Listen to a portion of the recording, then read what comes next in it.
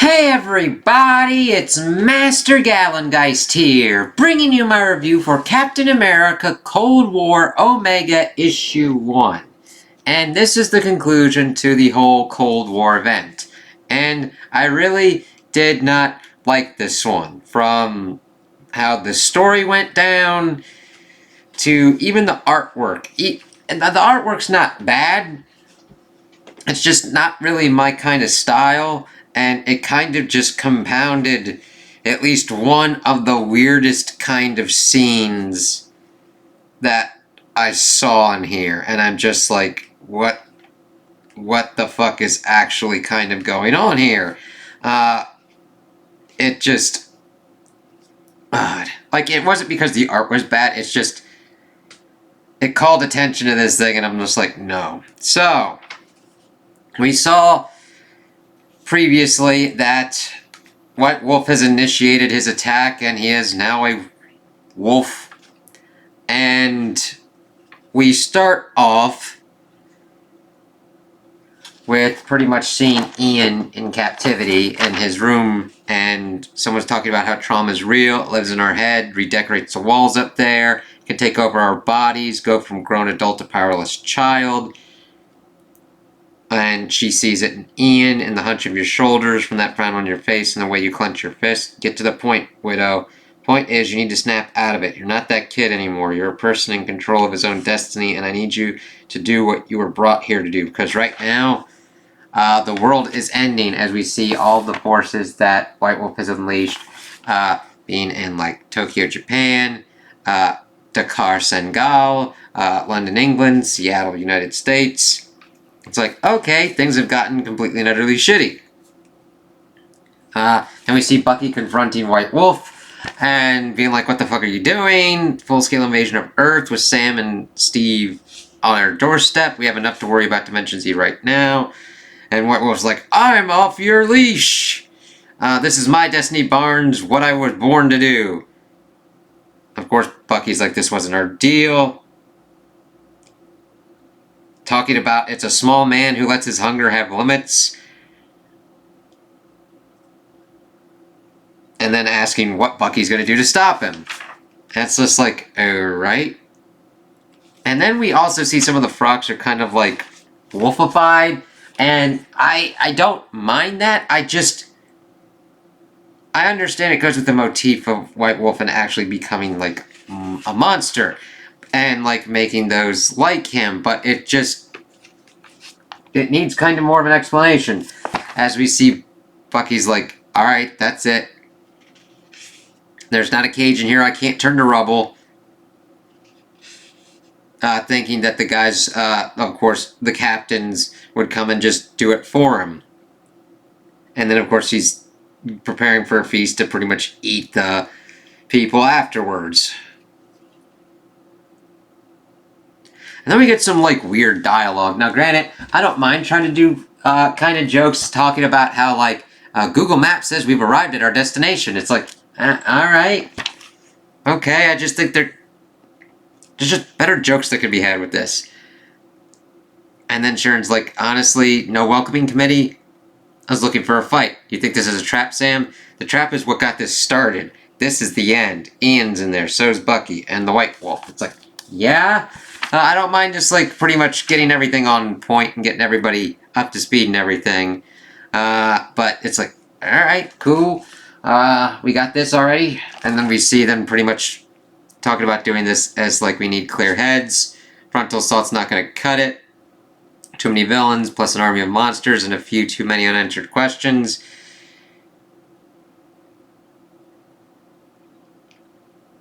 Thinking that they'd be at each other's throats. We could be breaking up a pretty fun party.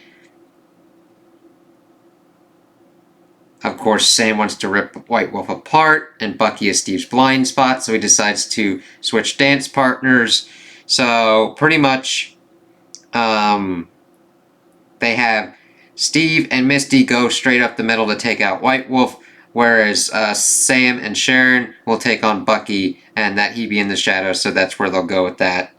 And then that's their game plan. It's like, alright, pretty decent game plan, understand that.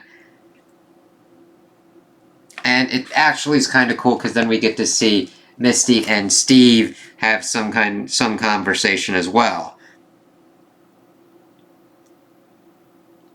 And of course, talking about how they get their frontal assault after all as they're fighting off the Frocks. Of course, Steve's like nothing comes easy in Dimension Z.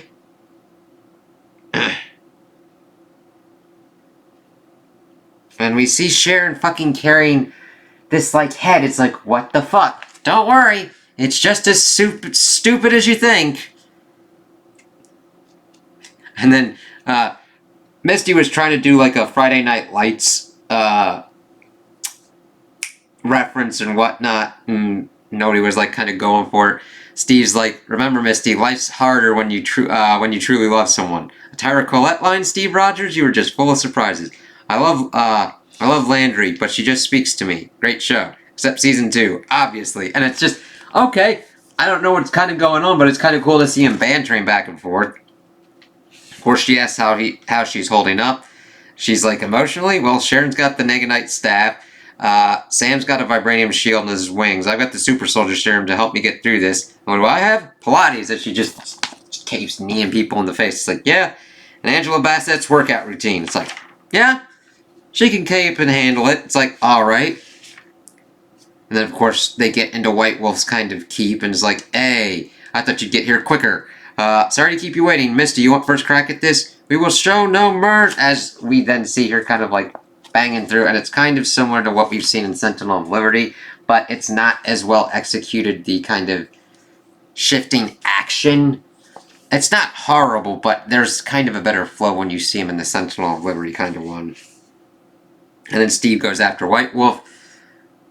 Then we see pretty much some contacts because we shift to Sam and Sharon, and it's like Peggy, Aunt Bucky, or not Bucky, Aunt Becky, Bucky, Aunt Peggy, or Ian. Sorry, and any combination is good for me. But what I'm not seeing is an open window. How about I make a skylight as she backs in and still kind of keeps the fucking skull with her? It's like, what the hell?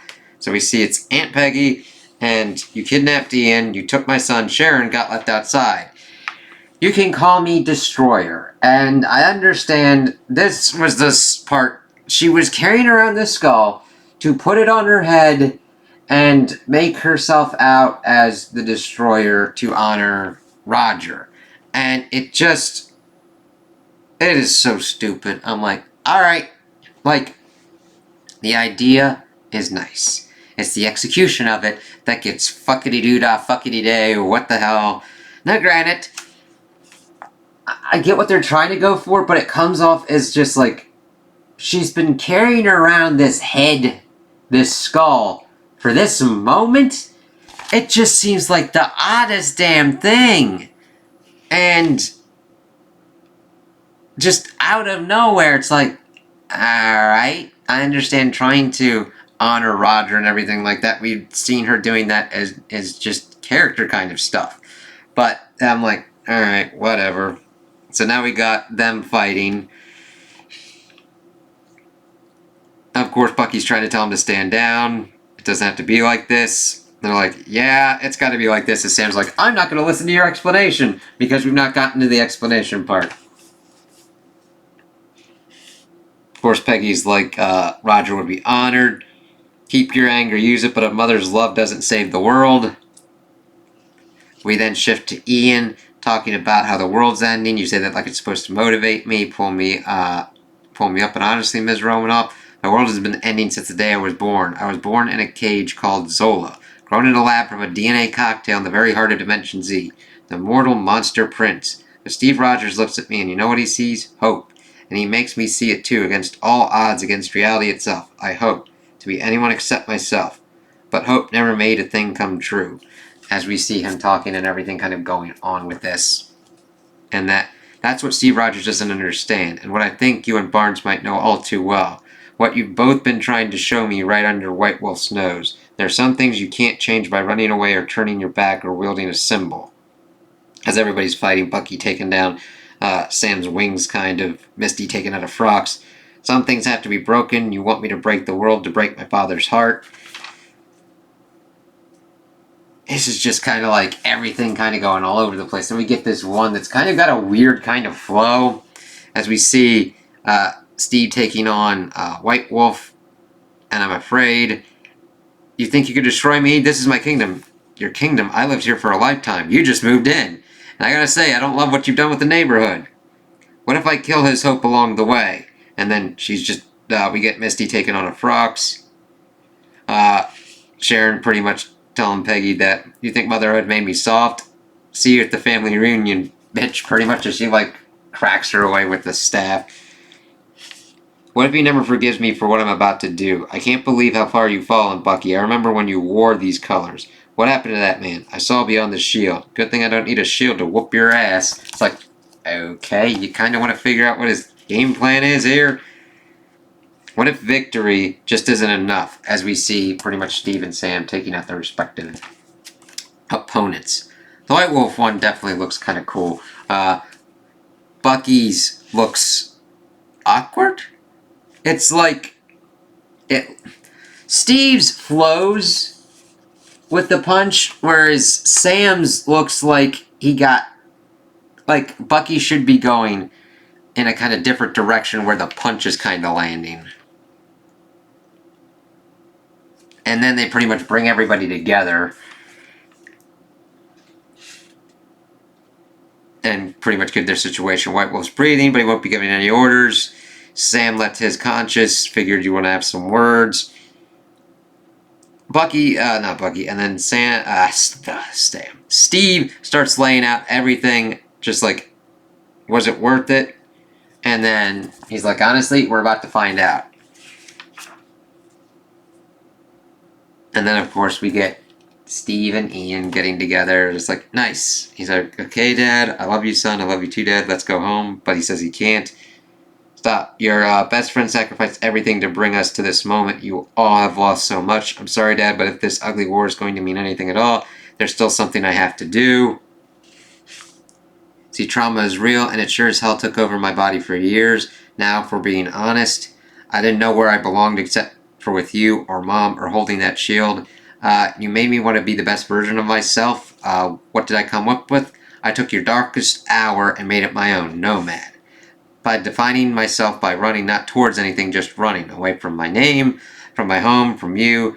But I'm not a nomad, Dad, and there's no evil in my blood. I am Ian Rogers. I'm Leopold Zola, but I am not my trauma. I control who I become, as he then pretty much takes over Dimension Z and gets a weird kind of crazy thing outfit and his own staff. That's like, alright. And then Bucky's whole thing was like, he did it! And he's like, get off the throne, you don't know what it'll do to you. It's okay, Dad, the throne's not in charge here. I am. As he then pretty much brings all the forces of the Frogs back, because he can control it from there. He's like, if I tell the sun to shine, it'll shine.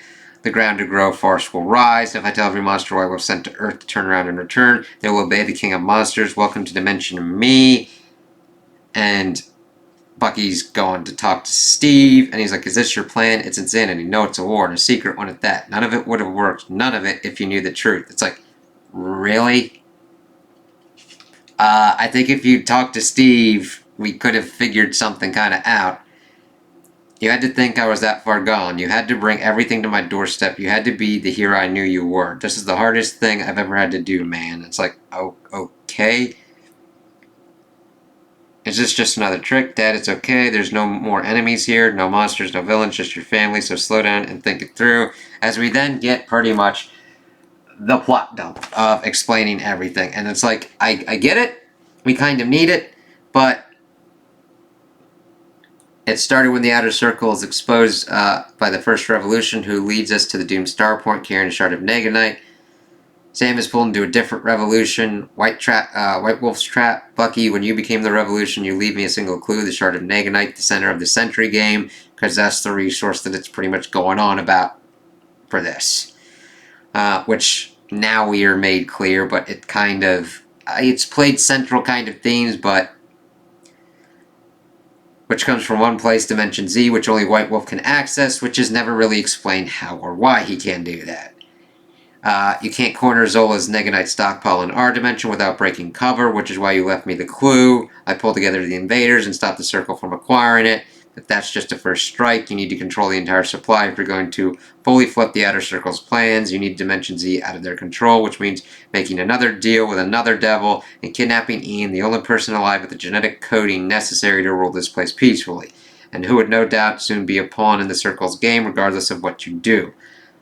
Like, it's really weird how condensed this is. Now, is that because of, like, timing or whatnot? They didn't get enough time to, like, do this? Maybe, but it's like, okay.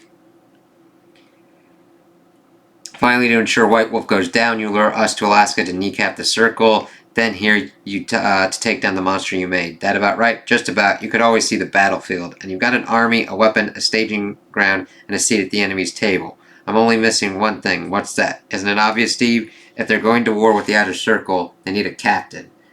I know you have no reason to trust me, but I swear to you, Steve, I'm done with lies. Stay here just for a few days, build a plan, work with me. And then Sam is just kind of like agreeing with him. And it's like, alright, if it just takes... Granted, they are explaining things, but now we've got, alright, I'm agreeing with this, Sam. This is all, it's too much. Benefit of wings. When things get too complicated, I can take the view from 10,000 feet. And what do you see from there, old friend? A man can be right and wrong at the same time. Good eyes.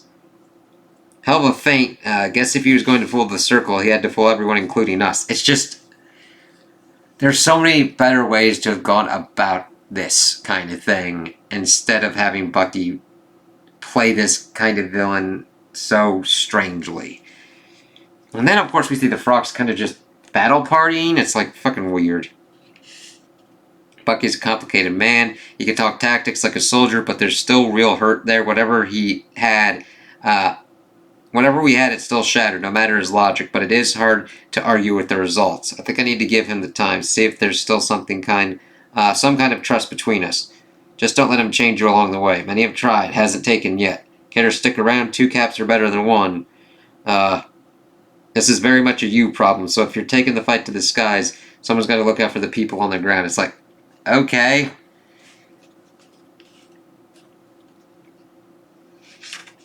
Just promise me something, Steve. Don't forget that shield doesn't just belong to you or me. Deal. And wherever you go, Sam, know that a century of heroes is at your back. Whatever happens to me, to all of us, you're the continuation. We might be the roots, but you're the tree.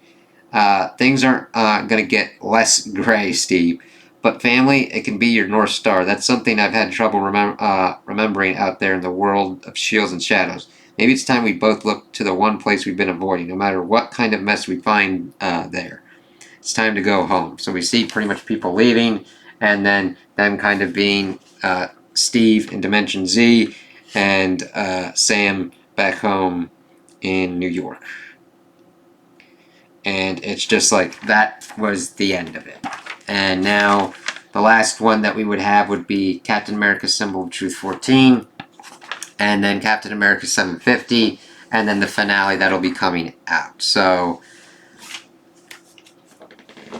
this was just a mess for me. I get it if you liked it, and you liked the whole kind of reveals and everything. It just did not work for me on an execution level. The story got so muddled and people acting so out of character that it really wasn't worth it. The Outer Circle had more promise than this.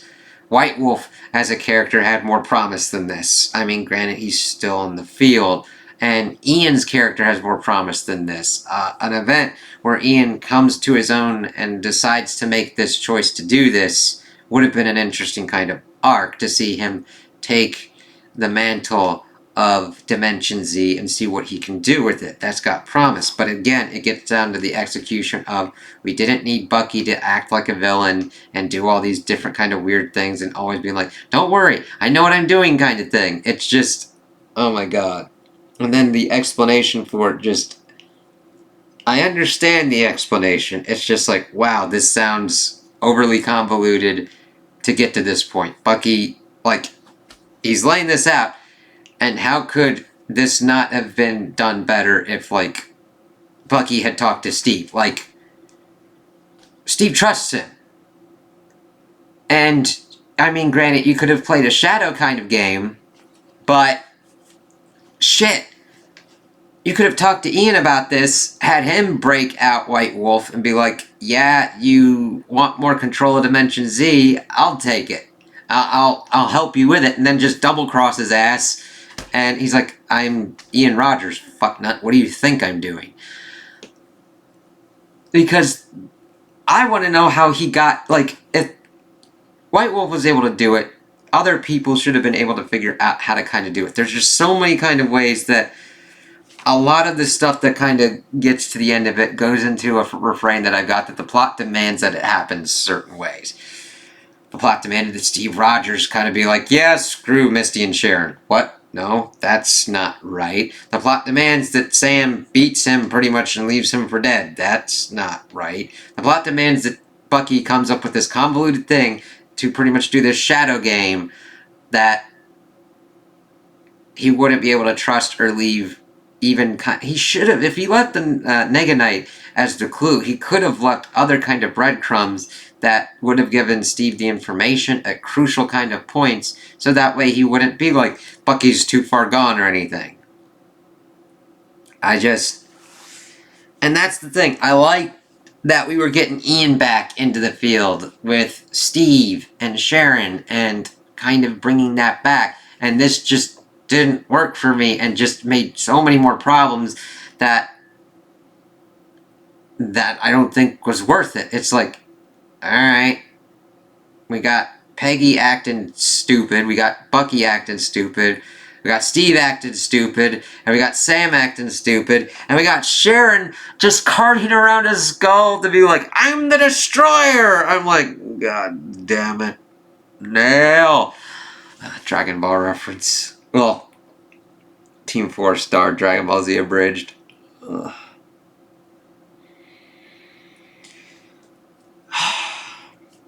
I like to try and balance out. I don't like ragging on things or always being negative, but I did not like this and how it kind of went, and the art style didn't really work for me, so the biggest kind of issue I've got is with the story and how this kind of pretty much has concluded this event. We'll see what other kind of strange things are going to be going on with Symbol of Truth and Captain America 750 and Captain America Finale. I had high hopes for this event, and then it just kind of spiraled. And if you enjoyed it, that's fine. That's cool. A thing that I always want to hit is that I never want to take anybody's enjoyment away from something. If I don't like something and you like it, cool, man, no problems there, alright? If I like something and you don't like something, that's cool, no problems there. It's just, this didn't work for me. And Kat being my favorite, and liking Sam, and liking Steve, and Ian, and Bucky, and all the characters that usually are involved with that, it just sucks, man. But that's the thing that happens. Sometimes you're good on a creative run and you're able to get through the whole thing and you enjoy the whole thing. And sometimes you enjoy it in the beginning and you're like, alright, this has some promise, they got handles on these characters, and then something goes wrong and the story just kind of spins or spirals into something that just doesn't jive with you. And that happens. That's the nature of comics. Like, sometimes you get a really good creative team and you get a really good solid run and you're like, fuck yeah, that's awesome. Sometimes it starts off and you're like, alright, and then you get to the end and you're like, ooh. And sometimes you start off and you're like, what the fuck? And then you get towards the end and you hear later, it's like, oh damn. And then you're able to see that it did come together or whatnot. This just didn't work for me. But I hope for those that it worked for, that it has worked for, and that you enjoy this, that you get that great kind of feeling from it and everything. Okay? I never want that to be taken away. So, those are my opinions on the issue. Tell me what you guys think in the comments below. If you liked it, if you didn't like it, if you agree with me, if you disagree with me. Also like and subscribe, and I hope you have a good day.